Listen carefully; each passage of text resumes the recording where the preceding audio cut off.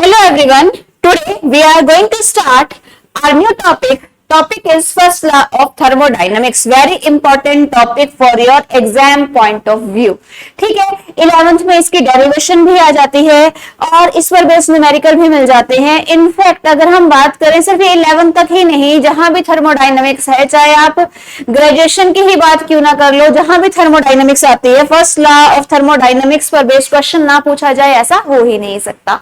ठीक है, तो फर्स्ट लॉ ऑफ थर्मोडायनामिक्स क्या कहता है? फर्स्ट लॉ ऑफ थर्मोडायनामिक्स कि अगर मान लो हमारे हाथ में एक बॉल हो और एक बॉल को हम ऐसे ऊपर की साइड थ्रो करें, तो जब हम हाइट पे कोई भी चीज जाती है तो क्या होता है, उसमें कौन सी एनर्जी आती है? उस समय उसमें आती है पोटेंशियल एनर्जी. कौन सी एनर्जी आती है? Potential.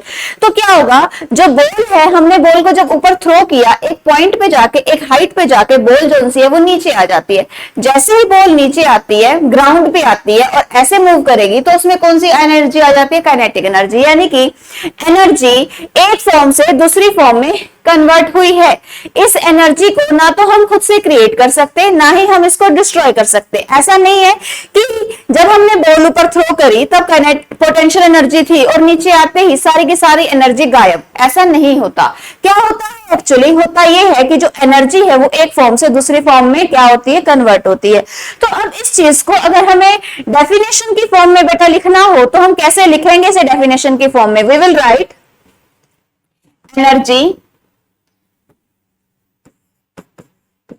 energy can neither be created, energy can neither be created nor be destroyed, it can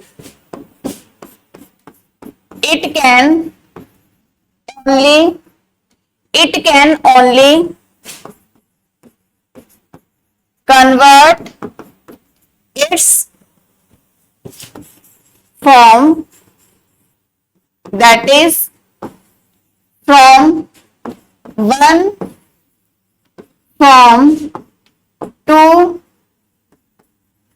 another form. ठीक है, तो फर्स्ट लॉ ऑफ थर्मोडायनेमिक्स ने क्या बोला कि हम एनर्जी को ना तो खुद से क्रिएट कर सकते हैं, ना ही हम इसे डिस्ट्रॉय कर सकते हैं. वो सिर्फ और सिर्फ एक फॉर्म से दूसरी फॉर्म में क्या होती है? कन्वर्ट होती है. ठीक है, आई होप ये चीज आपको क्लियर हो गई है फर्स्ट लॉ ऑफ थर्मोडायनेमिक्स की. इसके बाद अब हम इसका लेते हैं mathematical expression. Mathematical expression of first law of thermodynamics. Right it down. Mathematical expression for first law of thermodynamics.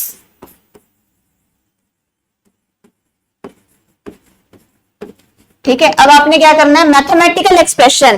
ठीक है, कि क्या इसकी एक्सप्रेशन होगी फर्स्ट लॉ ऑफ थर्मोडायनेमिक्स की, जिसका हम यूज करेंगे न्यूमेरिकल पर्पसेस के लिए. उस चीज को हम डिराइव कैसे करेंगे? How we will derive that expression for the first law of thermodynamics. अब हम उसके बारे में देखते हैं. तो इसमें बेसिकली हमें करना क्या है? हमें यहां पर एक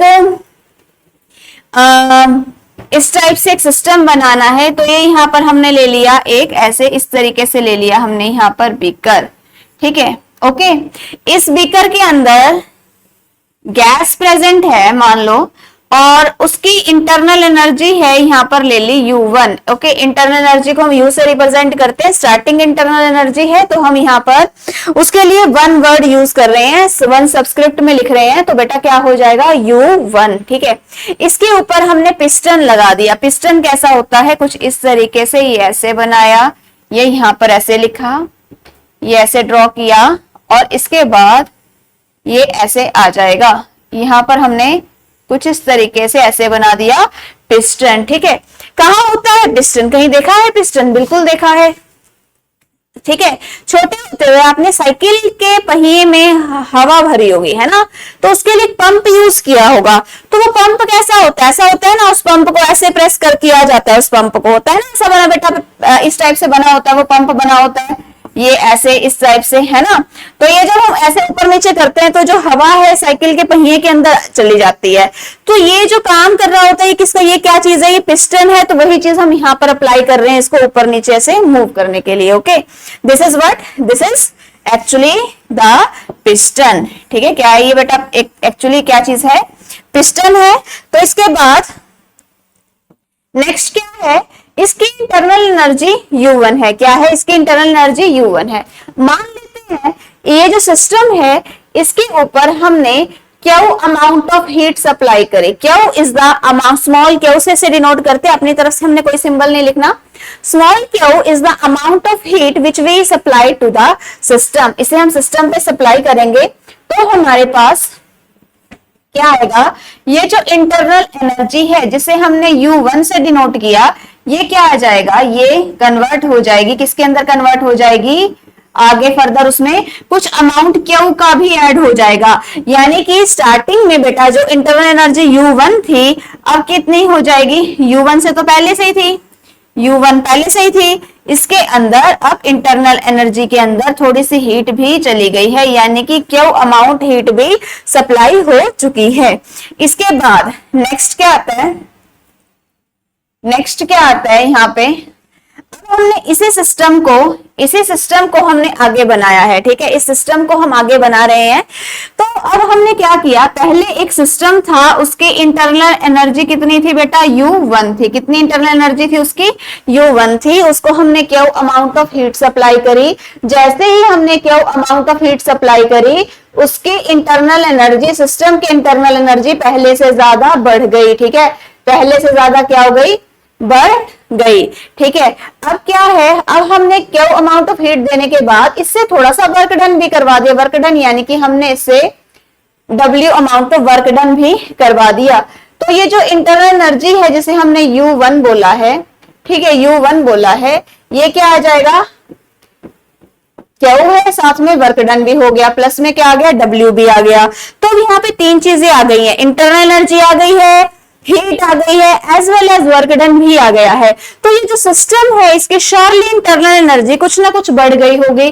तो जो बढ़ी होगी उसको हम किससे रिप्रेजेंट कर रहे हैं, बढ़ी हुई जो फाइनल इंटरनल एनर्जी आ रही है उसको हम बोल रहे हैं U2, जो कि किसके बराबर हो जाएगा, U1 प्लस में Q प्लस में W। तो ये जो U1 है ये यहां से इस साइड शिफ्ट हो जाएगा और क्या बन जाएगा, U2 माइनस में U1। ये U1 इस साइड शिफ्ट कर दिया तो क्या आ जाएगा, U2 माइनस में U1, जो कि किसके इक्वल आ जाएगा, Q प्लस W के। ठीक है, Q प्लस W के। U2 माइनस में U1, ये जो लिखा है ये चेंज इन इंटरनल एनर्जी दिखा रहा है, यानी कि यहां पर हमारे पास आ रहा है डेल्टा U, जो कि बराबर किसके हो जाएगा, Q प्लस में W के, जो किसके बराबर हो जाएगा, Q प्लस में W के इक्वल हो जाएगा। आई होप ये चीज आपको क्लियर हो चुकी है। ठीक है, अब इसके बाद यहां तक आपको समझ में आ गया। तो ये हमारे पास एक्सप्रेशन है। अब बात आती है वर्क डन की। तो आपने ना वर्क डन का बेटा फॉर्मूला पढ़ा है। जो वर्क डन होता है वो किसके इक्वल होता है, P डेल्टा V के, है ना। ये T लिखा गया है, सॉरी, क्या होता है, P डेल्टा V के। अगर तो वर्क डन सिस्टम ने किया है, अगर क्या कहा है हमने, work is done, if work is done by the system, अगर सिस्टम कोई काम करेगा, ठीक है, अगर सिस्टम कोई काम करेगा तब ऐसे केस में जो वर्क डन होता है वह किसके इक्वल होता है, माइनस P डेल्टा V के, क्योंकि सिस्टम पे कुछ ना कुछ अफेक्ट जरूर पड़ेगा तो उसका वैल्यू क्या चली जाएगी, नेगेटिव में चली जाएगी। लेकिन अगर मान लो हम कहते हैं work is done on the system, और अगर सिस्टम पर काम किया जाएगा तो जो W है वो किसके इक्वल हो जाएगा, प्लस P डेल्टा वी के। ठीक है, जैसे मान लो सपोज अर्थ है, अर्थ के ऊपर हमारे सराउंडिंग का यूनिवर्स का कोई भी इफेक्ट पड़ता है, सराउंडिंग इतनी यूनिवर्स इतना बड़ा है तो यूनिवर्स का हमारी अर्थ पे कोई भी इफेक्ट होगा, यूनिवर्स को कोई फर्क नहीं पड़ने वाला। लेकिन अगर मान लो यहाँ पर ही हमारे आसपास ही कुछ भी थोड़ी सी भी चेंजेस आ जाए, वो हम सब पर इफेक्ट जरूर डालेगी। ठीक है ना, हम लोग कोई काम कर रहे हैं, कितनी देर तक करेंगे, एक पॉइंट के बाद हम भी थक जाएंगे। तो मतलब ये है कि हमें अफेक्ट होता है। ठीक है, हम कोई भी काम करेंगे, एक पॉइंट के बाद हम थक जाएंगे। या मान लो सपोज हमने चार्जिंग पे फोन लगाया है, ज्यादा देर से फोन चार्ज होगा तो फोन भी गर्म हो जाएगा। लेकिन ये जो यूनिवर्स है उसको कोई इफेक्ट नहीं पड़ेगा क्योंकि वो बहुत बड़ा है। तो यूनिवर्स के लिए अगर हम कहते हैं कि यूनिवर्स किसी छोटी सी चीज पे जिसपे हम काम कर रहे थे उस पर कुछ इफेक्ट डालती है तो वैल्यू पॉजिटिव रहेगी। लेकिन अगर सिस्टम काम कर रहा है तो वैल्यू उसके लिए क्या रहेगी, नेगेटिव। ठीक है, तो यहाँ पर जो अभी हमने फिलहाल फर्स्ट लॉ ऑफ थर्मोडाइनमिक्स लिखा, जिसमें क्या था, delta U is equal to Q plus W. Right, तो इसको हम दोबारा लिखते हैं। हमारा जो रिजल्ट था वो क्या था, delta U is equal to Q plus W. तो work done on the system by the system है तो किसके इक्वल ले लेंगे, माइनस पी डेल्टा वी के। तो ये किसके इक्वल हो जाएगा, डेल्टा यू। तो ये भी हमारे पास इस तरीके का रिजल्ट रह सकता है। ओके, अगर हम यहाँ पे इसको डी की फॉर्म में लिखना चाहें तो ऐसे भी लिख सकते हैं, D U is equal to, यहाँ पे ऐसे स्मॉल डेल्टा क्योंकि स्मॉल चेंज होता है हीट में क्यू, और ये क्या आ जाएगा, पी डी वी। हम इस तरीके से भी इसको लिख सकते हैं। आई होप यहाँ तक जो हमने किया है वो आप सभी को अच्छे से क्लियर हो चुका है। अब इसके बाद हम यहाँ पर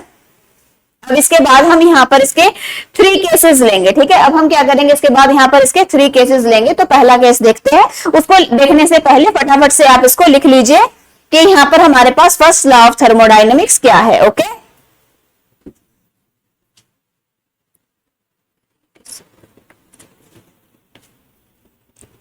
लिख लिया बच्चों। और इसके बाद क्या आता है, हम यहाँ पर केस 1 लेते हैं। केस 1 क्या होता है, case 1 when heat is supplied, when heat is supplied at, जब हीट सप्लाई करी गई है at constant volume, when heat is supplied at constant volume. अगर हम हीट को सप्लाई करते हैं, किस पर सप्लाई करते हैं, एट कांस्टेंट वॉल्यूम पर, तो जो हमारा फर्स्ट लॉ ऑफ थर्मोडायनेमिक्स है वो क्या हो जाता है, वो हो जाता है delta U is equal to Q. ठीक है, क्या पढ़ा था हमने, माइनस पी डेल्टा वी। ठीक है, हीट सप्लाई कर रहे हैं हम कांस्टेंट वॉल्यूम पर। अब जब वॉल्यूम कांस्टेंट है, वॉल्यूम कांस्टेंट है यानी कि टाइम के साथ वॉल्यूम चेंज नहीं हो रही, तो जो हमारा डेल्टा वी है, डेल्टा वी क्या होता है, final volume minus initial volume, V2 minus V1। अब वॉल्यूम तो बेटा चेंज नहीं हो रही, अगर वॉल्यूम चेंज नहीं हो रही है तो ये जो चेंज है किसके इक्वल आ जाएगा, इट कम्स इक्वल टू 0। मतलब कहने का क्या है कि delta U equal to Q, क्योंकि वॉल्यूम कांस्टेंट है तो क्यू के सबस्क्रिप्ट में हम यहां पर V लगा देंगे।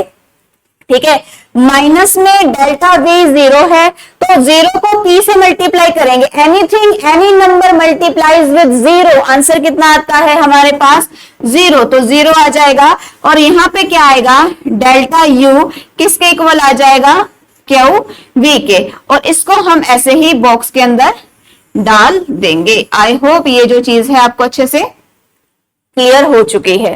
ठीक है, आई होप ये जो चीज है आपको अच्छे से क्लियर हो गई है। ठीक है, तो ये हमारा था केस 1। सो केस 1 को आप जल्दी से अब लिख लीजिए। इसके बाद फिर हम स्टार्ट कर रहे हैं केस 2। ओके,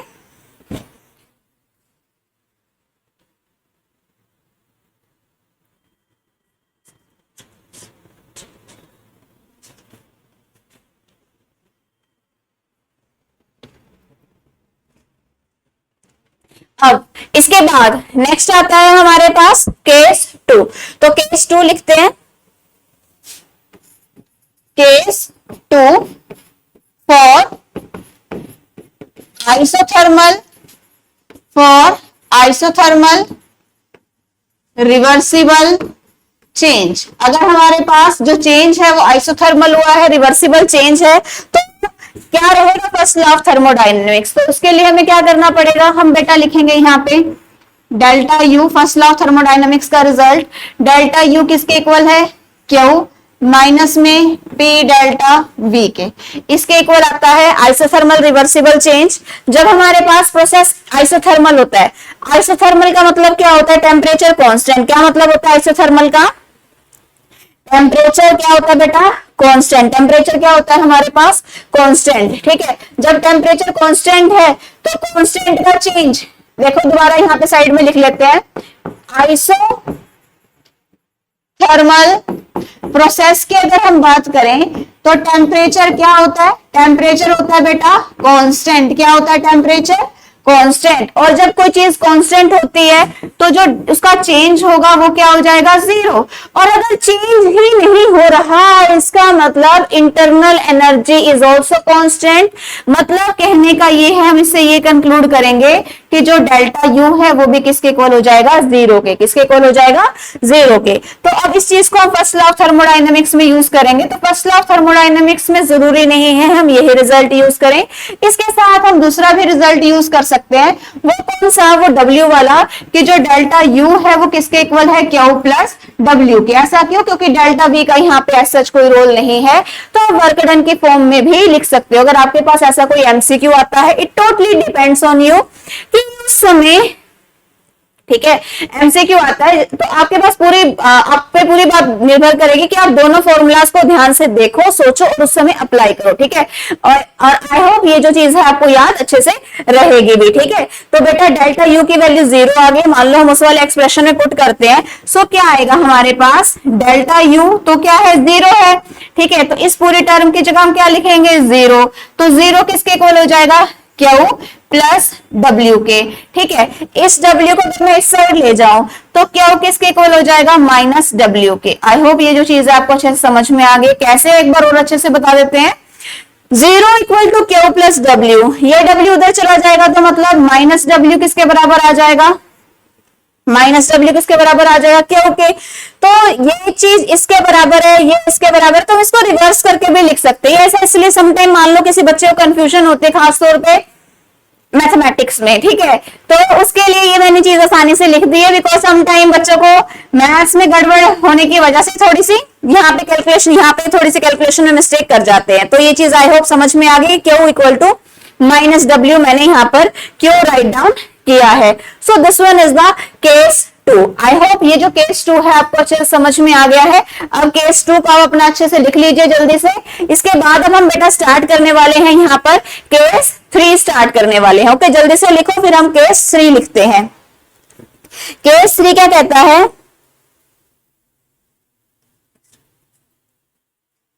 केस 3 क्या कहता है बेटा, when work is done on the system, case 3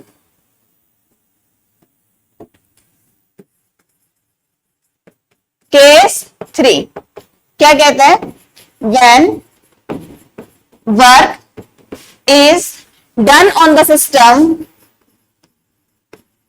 done on the system adiabatically, ठीक है। अगर वर्क डन हुआ है एडियाबैटिकली, एडियाबैटिक का मतलब क्या होता है, what is the meaning of adiabatically, कि जो हमारे पास Q है, Q किसके इक्वल है, कांस्टेंट के इक्वल है, यानी कि हमारे पास जो डेल्टा Q है, चेंज इन हीट है, उसकी जगह वैल्यू क्या रहने वाली है, जीरो रहने वाली है। कौन सी रहने वाली है, जीरो। तो हम फर्स्ट लॉ ऑफ थर्मोडायनेमिक्स का एक्सप्रेशन लिखते हैं, क्या है, delta U is equal to Q plus W, ठीक है। तो यहां पर जो वर्क डन है, U तो जीरो के इक्वल हो जाएगा क्योंकि चेंज नहीं हो रहा किसी तरीके का। तो जो वर्क डन है डेल्टा U किसके इक्वल हो जाएगा, दिस WAQ के, ठीक है। AQ क्या रिप्रेजेंट कर रहा है, नॉट AQ, AD, एडियाबैटिकली के लिए वर्क डन क्या हो गया, एडियाबैटिकली में आ गया। डेल्टा U किसके इक्वल हो गया, वर्क डन एडियाबैटिकली के लिए। आई होप ये जो चीज है आपको अच्छे से क्लियर हो गई है। एडियाबेटिकली के केस में हम यहाँ पर क्या करते हैं, क्यू को 0 मान लेते हैं यहाँ पर, इसीलिए जो डेल्टा यू है वो किसके इक्वल आ जाता है, डब्ल्यू ऑफ ए डी के। आई होप जो फर्स्ट लॉ ऑफ थर्मोडाइनमिक्स है आपको अच्छे से समझ में आ गया है।